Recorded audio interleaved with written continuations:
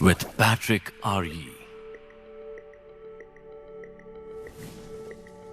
वर्षा one दुनिया के सबसे पुराने लिविंग इकोसिस्टम्स हैं और जब बात आती है बायोडायवर्सिटी की तो ये सबसे ज्यादा समृद्ध है।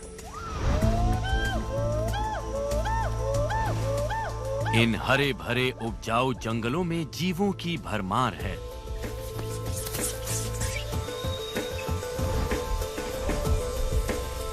तो जाहिर है आप सोचेंगे कि ये रहने के लिए सबसे बेहतरीन जगह हो, पर ऐसा नहीं है। ये घने पेड़ पौधों की एक भूल भुलैया है।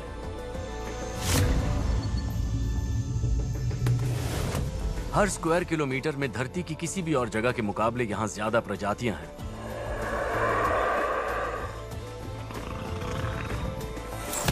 ऐसी दुनिया जहां कीड़े ही कीड़ों को खा जाएं।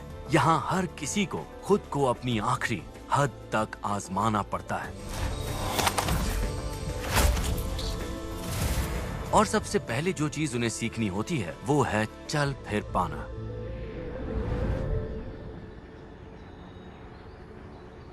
यहां जितने भी जानवर हैं उनमें एक ऐसा है जिसने विकसित किया है जंगल में घूमने का सबसे हैरत अंगेज तरीका। एक छोटा सा परिंदा लेकिन इरादे बहुत बड़े। ये है हमिंग बर्ड।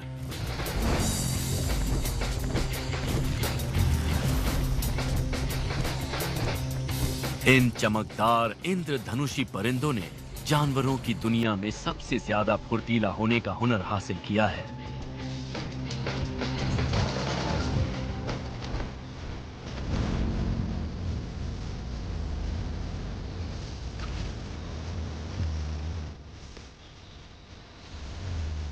इनकी अपने पंखों पर पूरी पकड़ होती है और ये बहुत तेज रफ्तार होते हैं।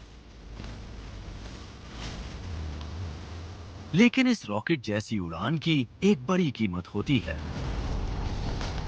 इनका मेटाबॉलिज्म किसी भी गर्म खून वाले जानवर से ज्यादा होता है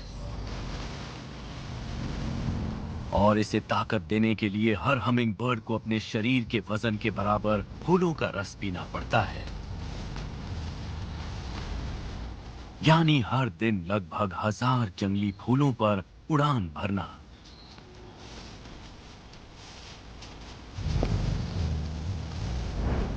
इसमें कोई शक नहीं कि इनकी उड़ान काबिले तारीफ है, लेकिन सबसे अहम बात यह है कि ये बेहद कारगर ढंग से उड़ते हैं।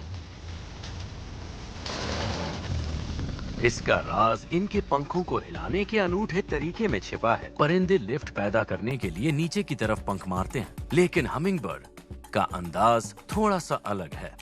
ये अपने पंख ऊपर नीचे नहीं बल्कि आगे पीछे घुमाते हैं, अंग्रेजी के 8 नंबर की तरह, ऐसे। इस अनोखे अंदाज की वजह से पंखों के आगे और पीछे दोनों स्ट्रोक पर लिफ्ट पैदा होती है और ये काम ये इतनी तेजी से करते हैं कि जब तक मैं 8 नंबर तक बोलूं तब तक हमिंगबर्ड अपने पंख 300 बार से ज्यादा फड़फड़ा चुके होते हैं। ये एक अविश्वसनीय काबिलियत है और इसकी वजह से ये परिंदे कहीं भी उड़ सकते हैं, पीछे, आगे, साइड में और हवा में टिक सकते हैं।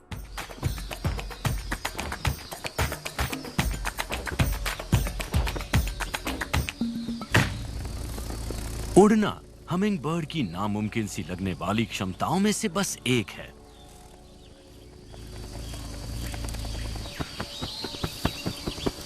जब ये किसी फूल तक पहुंचता है तो इसके शरीर की एक और भी ज्यादा हैरत अंगेज बनावट सामने आती है। बहुत से परिंदे फूलों से नेक्टर चूसते हैं, लेकिन हमिंगबर्ड अपनी कांटेदार जुबान से उसे चाटता है। महज 15 बार तेज तेज चाटकर ये रफ्तार का सौदागर किसी भी फूल को पूरी तरह खाली कर सकता है।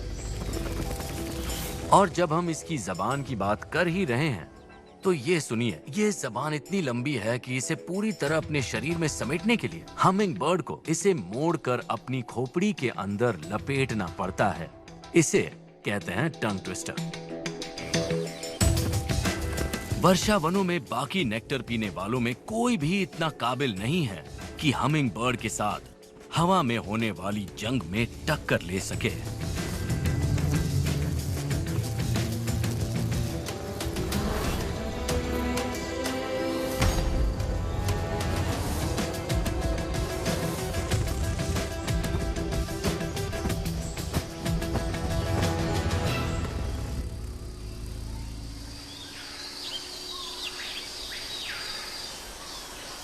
बात जब घूमने फिरने और रास्ता तलाशने की आती है तो वर्षावन चुनौतियों से भरे होते हैं।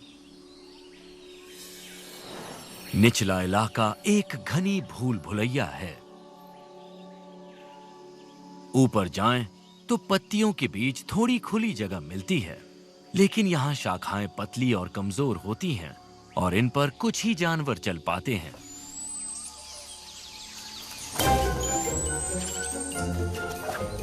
ये है स्क्विरल मंकी की मौत को चुनौती देने वाली छलांग।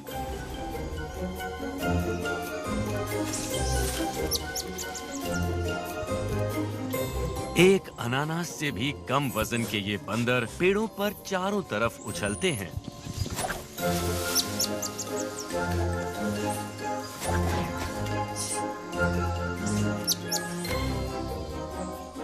इनकी उभरी हुई उंगलियां हर डाली को मजबूती से पकड़ने में इनकी मदद करती हैं।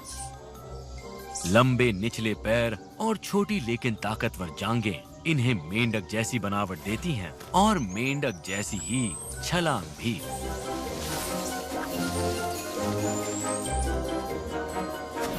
सिर्फ 30 सेंटीमीटर ऊंचाई होने के बावजूद ये अपने छोटे शरीर को एक छलांग में 2 मीटर तक उछाल सकते हैं।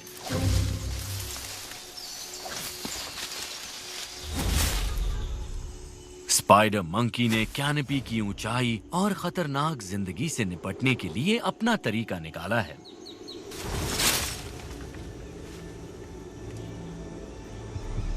और अपने लिए खुद की सेफ्टी लाइन भी विकसित की है।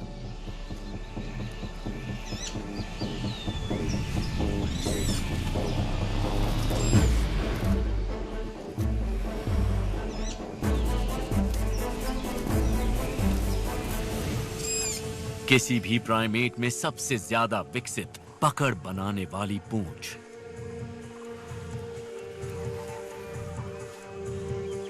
ये पतली से पतली शाखाओं को भी मजबूती से पकड़ सकती है। और इस पूंछ में एक और कमाल की बात है। इस पूंछ के सिरे के हिस्से पर बिल्कुल खुली चमड़ी है, ठीक वैसे ही जैसे मेरी हथेली पर है। अब इस हिस्से में 4 तरह के हाइपर सेंसिटिव टच रिसेप्टर्स हैं, यानी सिर्फ अपनी पूंछ के जरिए स्पाइडर मंकी अपना रास्ता महसूस कर सकते हैं, वो भी एकदम सटीक तरीके से।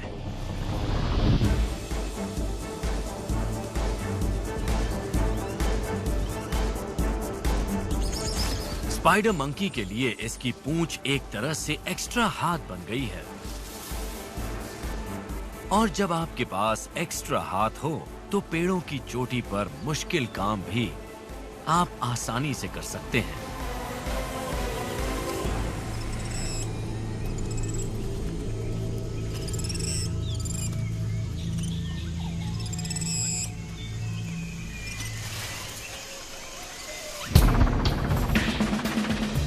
इस जीती जागती भूल भुलैया में घूमने के लिए गजब की काबिलियत चाहिए। लेकिन सोचिए, यहां शिकार करना पड़े तो? ये जानवरों को एक नए लेवल पर पहुंचा देता है। ट्रॉपिकल वर्षा वन जीवन से पूरी तरह भरे होते हैं और भले ही ये हमारे ग्रह की सतह का सिर्फ 4% हिस्सा हैं, लेकिन ये दुनिया की आधी प्रजातियों का घर है। लेकिन ये जंगल तेजी से कम हो रहे हैं। हर घंटे 2000 फुटबॉल के मैदानों के बराबर हिस्सा मिट रहा है और इस वजह से जानवरों की जिंदगी मुश्किल हो रही है, खासकर जब बात आती है शिकार की। ये जंगल का एक मुकाबला है जिसने कुछ ऐसे शातिर शिकारी पैदा किए जिन्हें हराना नामुमकिन है।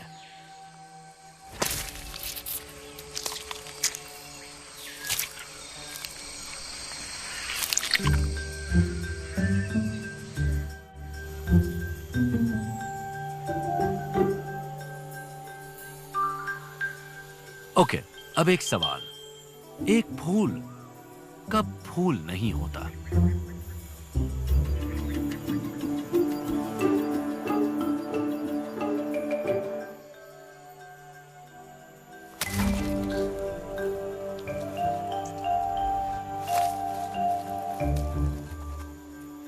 जब वो असल में एक ऑर्किड मैंटिस होता है। ये जंगल का एक चालाक हत्यारा है।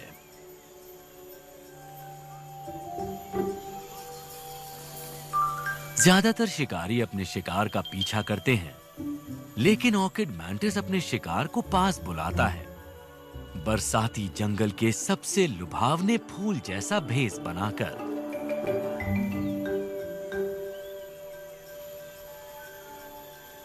इसकी टांगें ऐसी बनी हैं कि वो पंखड़ियों जैसी लगें, और इसके पेट पर एक गहरा धब्बा है जो फूल की कलियों जैसा दिखता है। ये हवा में हिलते फूल जैसा आगे पीछे झूलता भी है।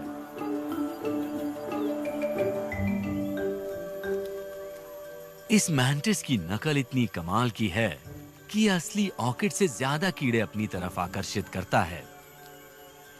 बस इस ऑर्किड के पास ताकतवर आगे के पैर और खंजर जैसे कांटे होते हैं।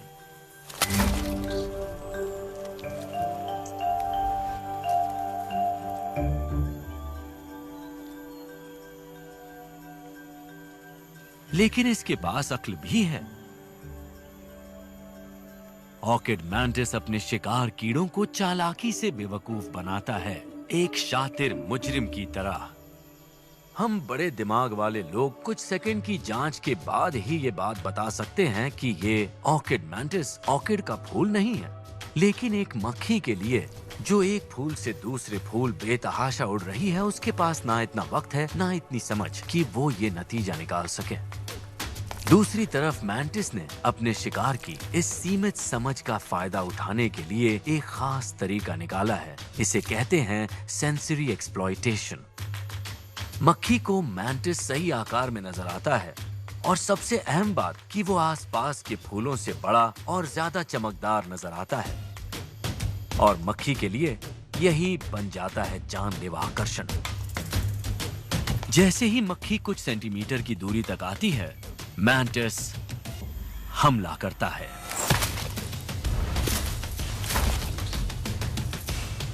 वो अपने शिकार को सिर्फ 60 मिलीसेकंड में पकड़ लेता है, पलक झपकने से भी ज्यादा तेज।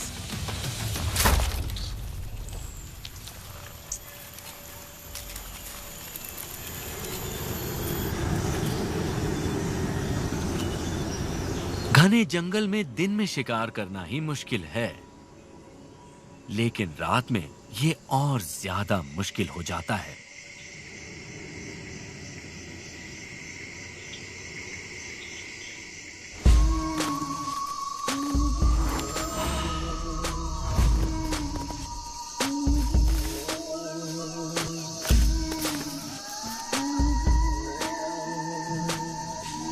मागे एकदम परफेक्ट बिल्ली है।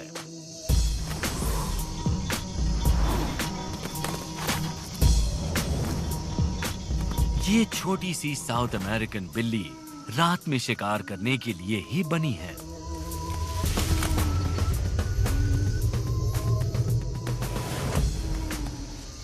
इसकी बड़ी आंखें उसे दूर तक शानदार नाइट विजन देती हैं,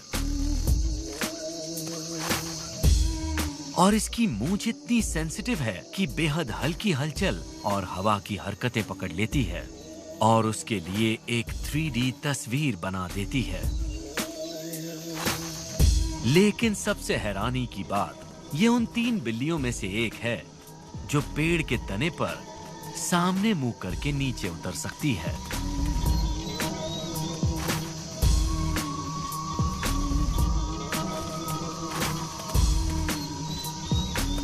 छोटे शिकार का पीछा करने के लिए ये काबिलियत काम की है।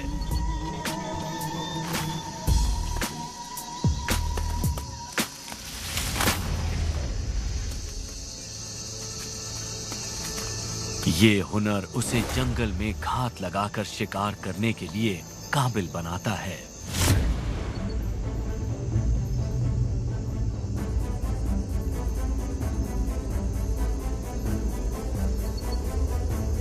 ये एक बार में 4 मीटर की असाधारण छलांग लगा सकती है।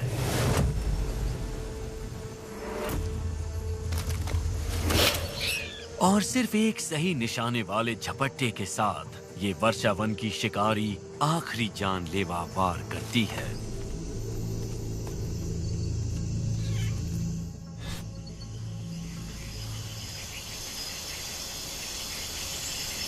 जंगल के सारे शिकारी जानवरों में एक ऐसा है जिसने रात में शिकार करने की कला को सबसे ज्यादा आगे पहुंचा दिया। स्पेशल नाइट कैमरा दिखाते हैं टाजिया की ये कमाल की दुनिया।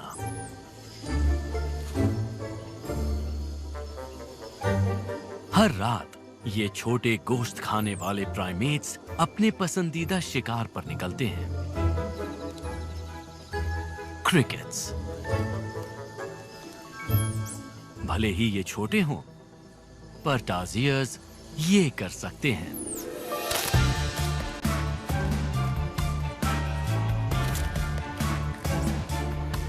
ये अपने शरीर की लंबाई से 40 गुना ज्यादा छलांग लगा सकते हैं, वो भी सही निशाने के साथ।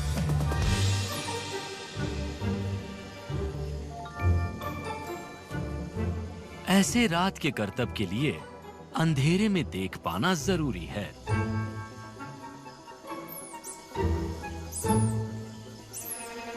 इनकी आंखें बहुत बड़ी हैं।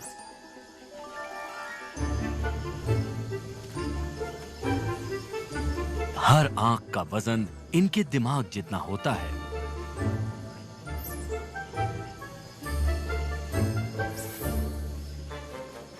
जिससे इनकी नजर की सेंसिटिविटी हमारी तुलना में 3 गुना ज्यादा होती है।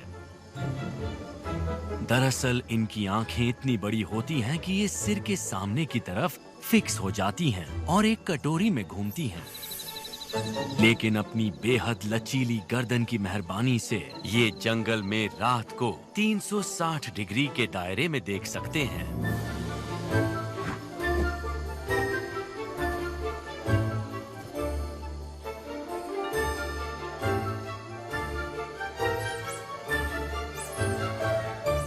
टाजियर्स के पास सिर्फ कमाल की आंखें ही नहीं, बल्कि कमाल के कान भी होते हैं। इनके कान किसी सैटेलाइट डिश की तरह काम करते हैं और अलग अलग दिशा में घूम सकते हैं ताकि छोटी से छोटी आवाज भी सुन सकें। ये ऐसी फ्रीक्वेंसी सुन सकते हैं जो हम सुन भी नहीं सकते। ये प्राइमेट्स में सबसे ज्यादा ऊंची फ्रीक्वेंसी सुन सकते हैं। इसका मतलब है कि टाजियर्स अल्ट्रासाउंड सुन सकते हैं। जहां इंसान सिर्फ 20,000 हर्ट्ज तक की फ्रीक्वेंसी सुन सकते हैं, टाजियर्स की सुनने की क्षमता 90,000 हर्ट्ज तक है। हमारा मानना है कि ये अपने अल्ट्रासोनिक हियरिंग की ताकत शिकार के लिए इस्तेमाल करते हैं। मानिए जैसे झिंगूर के पैरों पर घंटियां बंधी हो।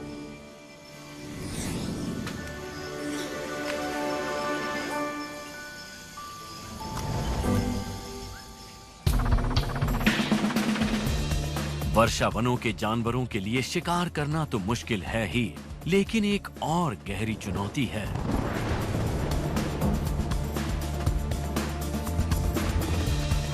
पानी।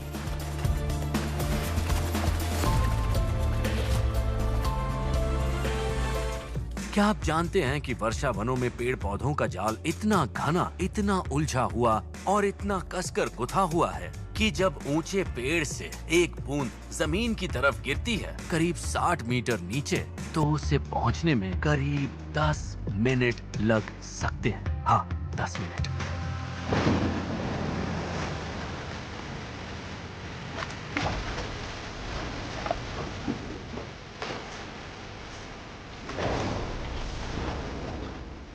लेकिन बारिश जितनी धीमी रफ्तार से होती है, उतनी भारी मात्रा में भी होती है, क्योंकि वर्षा वनों में हर साल 10,000 मिलीमीटर बारिश होती है। और जो जानवर यहाँ रहते हैं, उनके लिए सबसे बड़ी चुनौती है खुद को पानी के ऊपर बनाए रखना।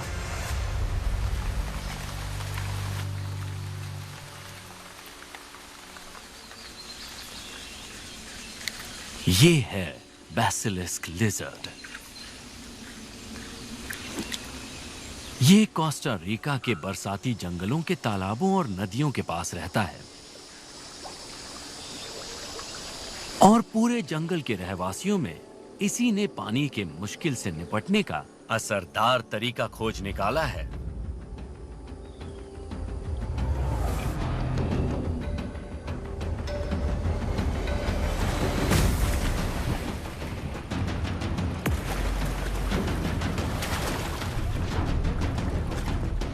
ये जबरदस्त रेप्टाइल एक और नाम से भी जाना जाता है, जीसस क्राइस्ट लिजर्ड।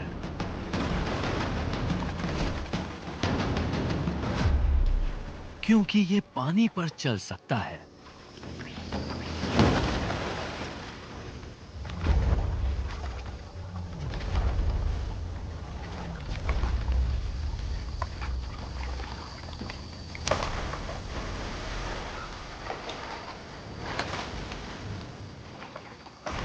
इसकी ये हैरान कर देने वाली दौड़ वाकई चमत्कार से कम नहीं है।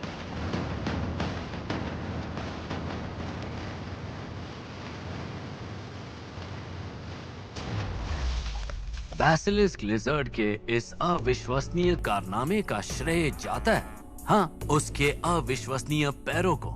ये लिजर्ड जमीन पर 4 पैरों पर चलता है, लेकिन पानी पर ये 2 पैरों पर दौड़ सकता है और ऐसा करने के लिए ये अपने लंबे पिछले पैरों से पानी को मारता है। मजबूती से मारने पर पैर के इर्द गिर्द एक एयर पॉकेट बनता है और ये लिजर्ड ऊपर टिका रहता है। पर ऐसे चलने के लिए एक और अहम चीज चाहिए और वो है स्पीड। ये छोटे लिजर्ड्स भले ही 20 सेंटीमीटर लंबे होते हैं, पर ये 1.5 मीटर का फासला हर सेकंड तय करते हैं। अगर हम इनसे तुलना करें तो हमें 100 किलोमीटर प्रति घंटे की रफ्तार पर दौड़ना होगा। मैं तेज दौड़ता हूँ, पर इतना तेज भी नहीं। रिसर्च में पता चला है कि सबसे छोटे और हल्के लिजर्ड्स ही अक्सर इस असाधारण हुनर का प्रदर्शन करते हैं।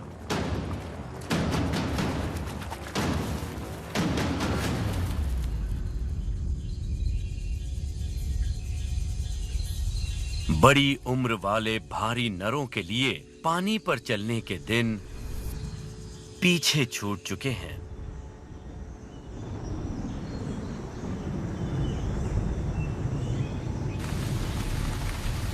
साउथ अमेरिका के वर्षा वन में 6 महीने लंबा बारिश का मौसम जंगल की जमीन पर पानी के गड्ढे छोड़ जाता है।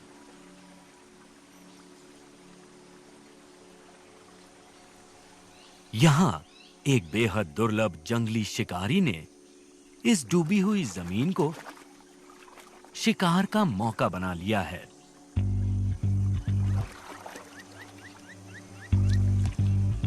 ये है बुश डॉग।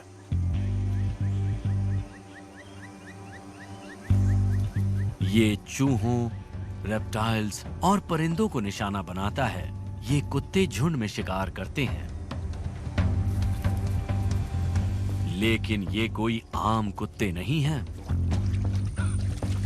ये पानी में रहने में माहिर हैं और इनके पैरों में झिल्लियां तक होती हैं। ये जबरदस्त तैराक होते हैं और ज्यादातर कुत्तों से उलट ये तैरते वक्त अपना सिर पानी के नीचे ले जा सकते हैं। यही वजह है कि बुश डॉग्स अपने शिकार पर बढ़त हासिल कर लेते हैं। इनके ताकतवर जबड़े इन्हें बेहद खतरनाक शिकारी बना देते हैं, पानी के अंदर और बाहर भी।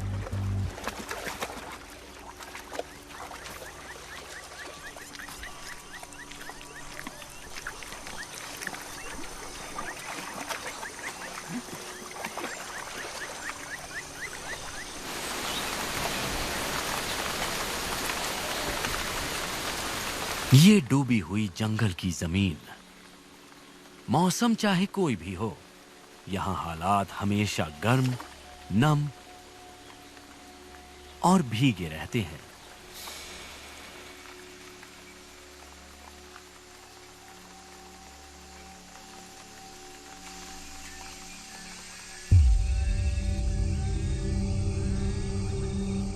ये रेड आइड ट्री फ्रॉग इस माहौल के लिए पूरी तरह फिट है और तैयार है गीली पत्तियों पर अपने शिकार की ताक में निकलने के लिए।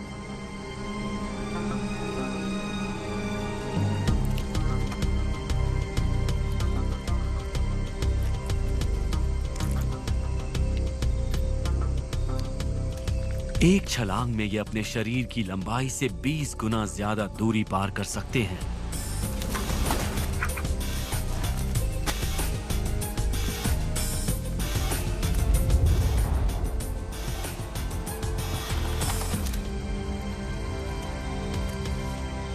लेकिन छलांग तो बस आधी कहानी है।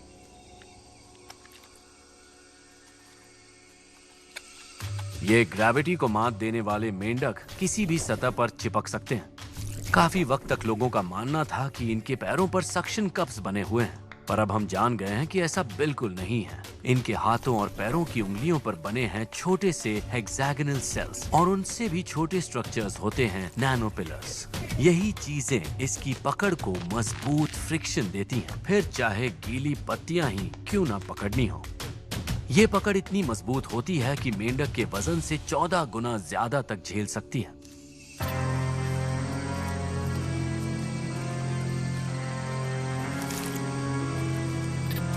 तो ये छोटा ठंडे खून वाला कातिल किसी भी जगह से हमला कर सकता है।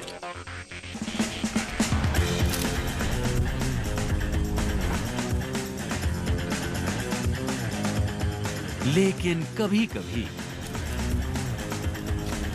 सबसे अच्छे शिकारी भी अपना निशाना चूक जाते हैं।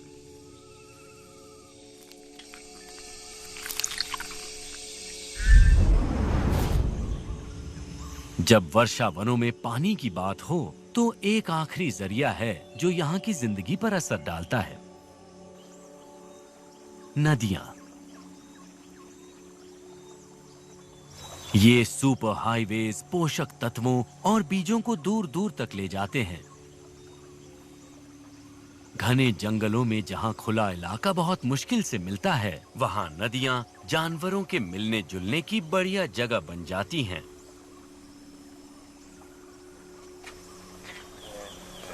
हर शाम बोर्नियो की नदियों के किनारे प्रोबोसिस बंदर इकट्ठा होते हैं मादाओं से मिलने के लिए।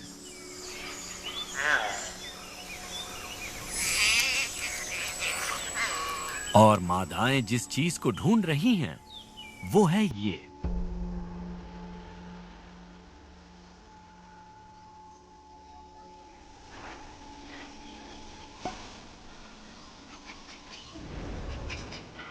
प्रोबोसिस मादा बंदरों के लिए ये महाशय बहुत खूबसूरत माने जाते हैं। ये मानते हैं जितनी लंबी नाक उतना ज्यादा ताकतवर, फिट और बहादुर साथी।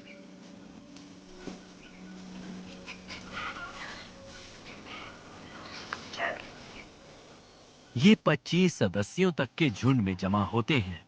नर अपनी खूबसूरत लंबी नाक दिखाने के लिए बेहतरीन जगह की होड़ में रहते हैं।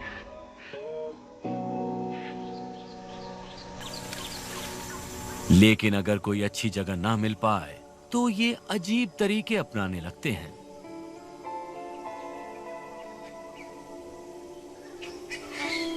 अब बारी है प्लान बी की, ये अजीब सी आवाज।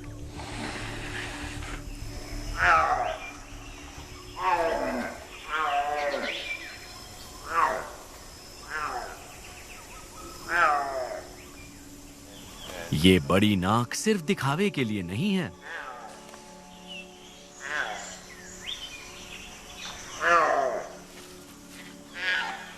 लंबी नाक अंदर एक एको चेंबर बना देती है, जिसकी वजह से ये मेटिंग कॉल की आवाज गूंजती है। सही समझे, जितनी लंबी नाक उतनी तेज आवाज। मादाओं के लिए ये नदी किनारे वाला खूबसूरत संगीत है। बड़ी नाक वाले बंदर सबसे ज्यादा अच्छे दिखते हैं और जोरदार आवाज निकालते हैं। और जिनकी नाक छोटी होती है वो बस किनारे पर खड़े देखते रह जाते हैं। अगले हफ्ते फिर मिलेंगे। वर्षा वन की इस बेहद चुनौती भरी दुनिया में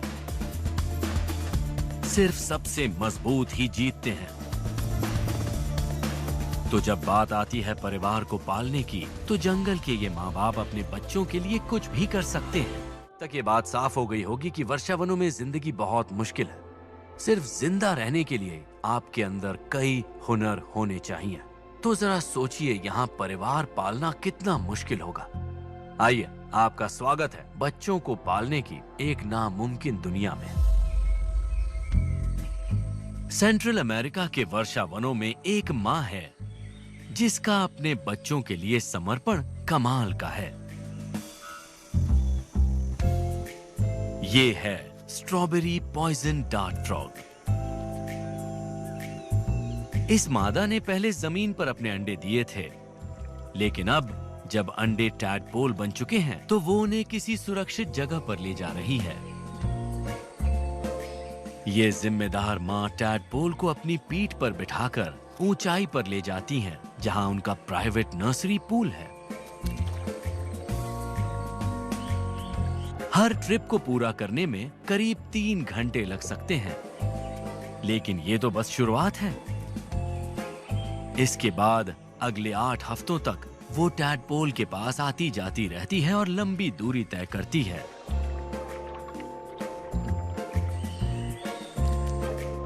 वो टैडपोल्स के खाने के लिए अपने अनफर्टिलाइज्ड एग्स भी छोड़ जाती है।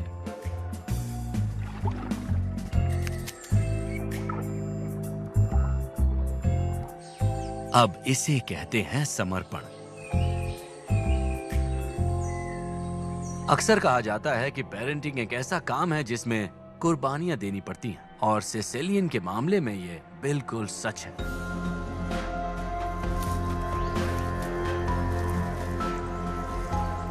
ये कीड़े जैसे दिखने वाले एम्फिबियंस हैं जो ज्यादातर वर्षावनों की जमीन के नीचे रहते हैं, और इन बच्चों की बेहतरीन शुरुआत के लिए उन्हें कुछ ऐसा खिलाया जाता है जो आप सोच भी नहीं सकते।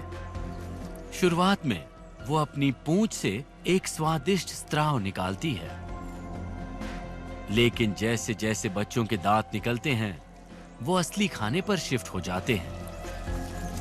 और ये माँ कुछ ऐसा करती है जो रीढ़ की हड्डी वाले जानवर नहीं करते। वो अपने बच्चों को अपनी चर्बी युक्त पोषण से भरी त्वचा खिलाती है। वो और भी बच्चे पैदा करने के लिए जिंदा रहेगी, पर जरा सोचिए क्या कुर्बानी दी है।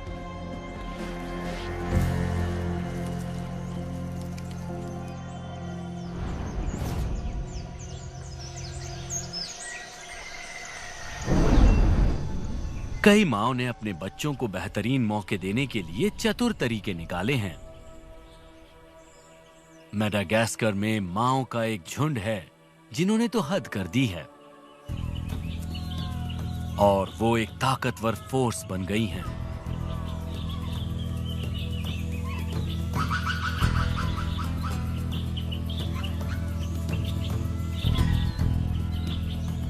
रिंग टेल्ड लीमा मादाओं का ये झुंड गश्त पर निकला हुआ है। अपने बच्चों को सुरक्षित रखने के लिए वो सबसे अच्छे फीडिंग ग्राउंड्स पर कब्जा कर रही हैं। वो अपनी आधी मीटर लंबी पूंछ को हवा में ऊंचा रखकर चलती हैं, जिससे 20 सदस्यों का ये झुंड एक साथ रहे। जरूरी बात यह है कि ये पूंछ दूसरे झुंड के लिए एक चेतावनी है, चेतावनी का झंडा।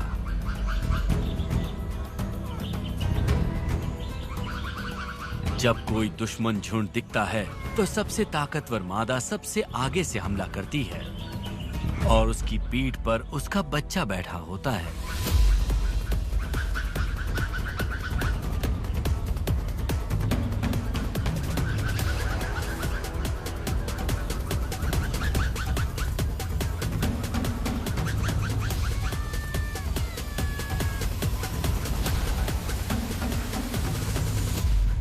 देखने में ये रिस्की लग सकता है, पर इसके बच्चे सेफ हैं। माँ के साथ रहने से उनके पीछे छूट जाने का खतरा टल जाता है।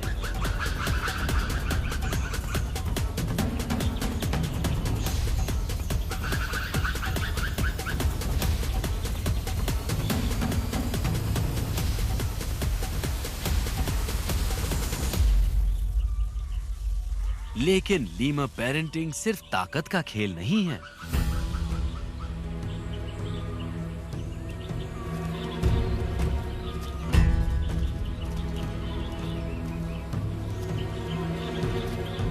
कमाल की बात है कि इन सभी माताओं ने एक दूसरे के साथ प्रेगनेंसी को सिंक्रनाइज कर लिया है, ताकि साल के सभी बच्चे एक ही साथ पैदा हों, जब जंगल में सबसे ज्यादा खाना उपलब्ध हो। एक शानदार फैमिली प्लानिंग स्ट्रैटेजी। अब बस एक ही चैलेंज बचता है, इन बच्चों के खाने तक बिना गिरे कैसे पहुंचे। खुशकिस्मती से माँ हमेशा आसपास होती है, नजर रखने के लिए, और जरूरत पड़ने पर वो अपने बच्चों के लिए एक लैंडिंग पैड बन जाती है।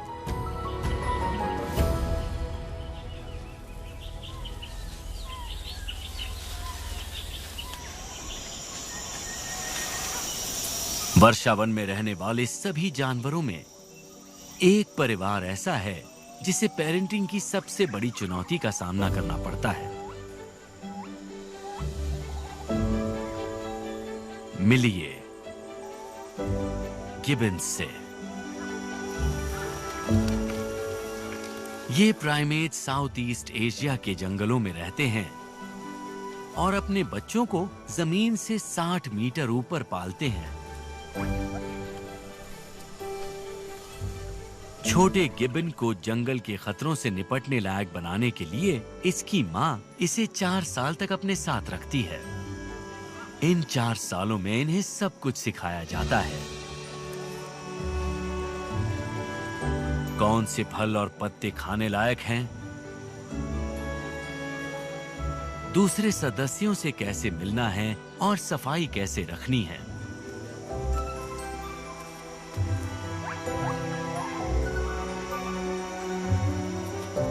लेकिन इसमें कोई शक नहीं कि यहाँ सुरक्षित रहना ही सबसे बड़ी चुनौती है।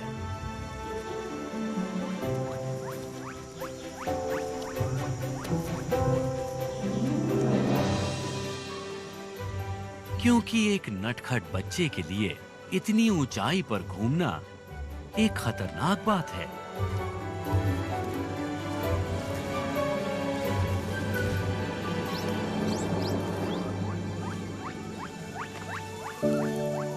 ऊपर कैनपी में सफर करने के लिए हर गिबन को झूलना सीखना होता है और वयस्क गिबन्स खुशी-खुशी सिखाते हैं।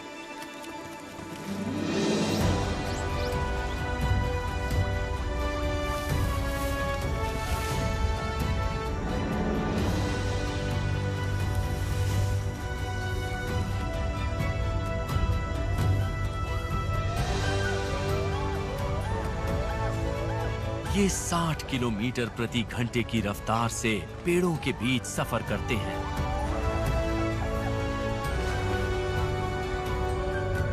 ये भागते हुए रेस के घोड़ों जितनी तेजी है।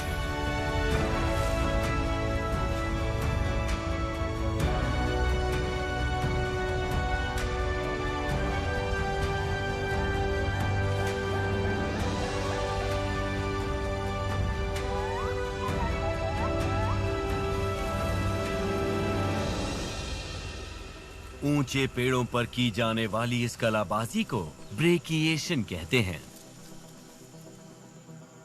अगर कोई बच्चा अकेले रहना चाहता है तो पहले उसे इस हुनर में महारत हासिल करनी होगी।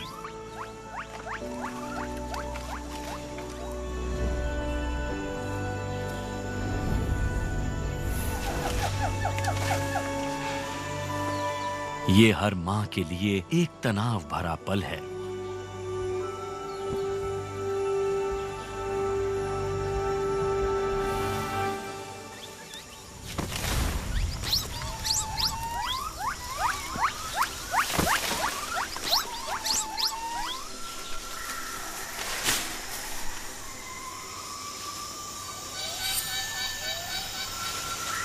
ये ऐसा हुनर है जिसे सीखने में गिबन्स को सालों लग जाते हैं।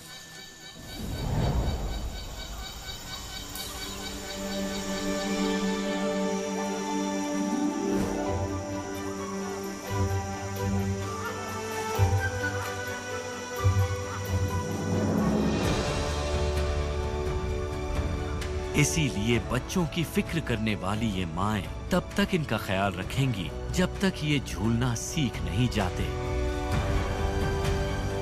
क्योंकि जब चारों ओर खतरा हो तो कोई एक ऐसा होना चाहिए जो आपका ख्याल रखे।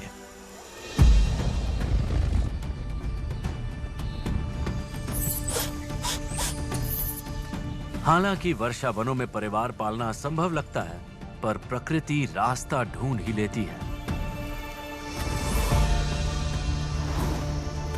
सबसे प्रभावशाली जानवर वो हैं जो जंगल के हालात, खतरों और प्रतिद्वंदियों को मात दे जाते हैं। ये जानवर यहाँ सिर्फ जिंदा नहीं रहते, बल्कि ये फलते फूलते भी हैं। आप कह सकते हैं कि ये नामुमकिन को मुमकिन करते हैं।